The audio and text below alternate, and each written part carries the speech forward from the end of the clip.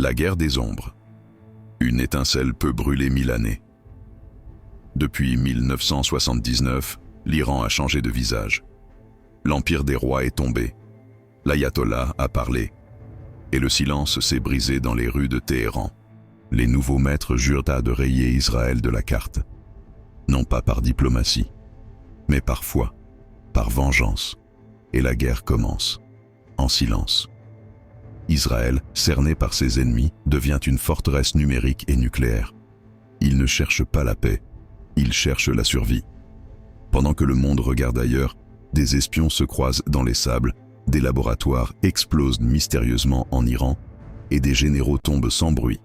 Une guerre invisible, sans champ de bataille, mais remplie de cadavres.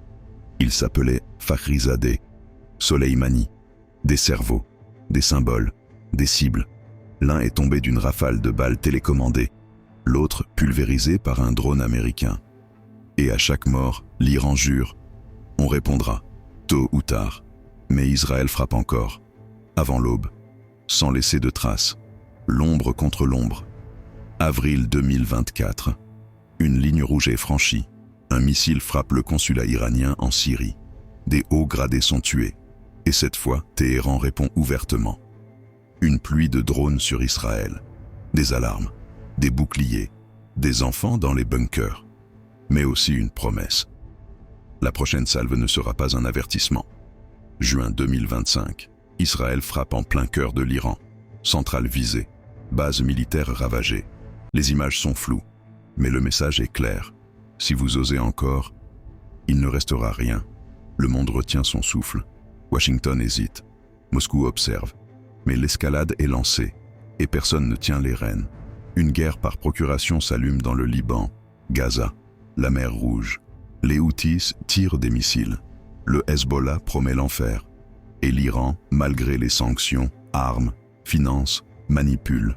Israël répond par des bombes de précision et des menaces nucléaires déguisées. Mais le pire n'est pas encore venu. Le pire, c'est le silence avant l'impact. Dans une rue de Qom, un vieil homme pleure. Dans un abri de Tel Aviv, une fillette serre une poupée sans yeux. Et pendant ce temps, les cieux se remplissent. Des missiles hypersoniques, des drones kamikazes. Le Proche-Orient est un baril de poudre et la mèche est déjà allumée. Personne ne sait si demain existera, mais tous ont vu l'avenir dans les flammes. Ce n'est plus une guerre de territoire, c'est une guerre de récit, entre une nation qui refuse de mourir et un empire qui refuse de plier. Peu importe qui gagnera, le monde entier perdra.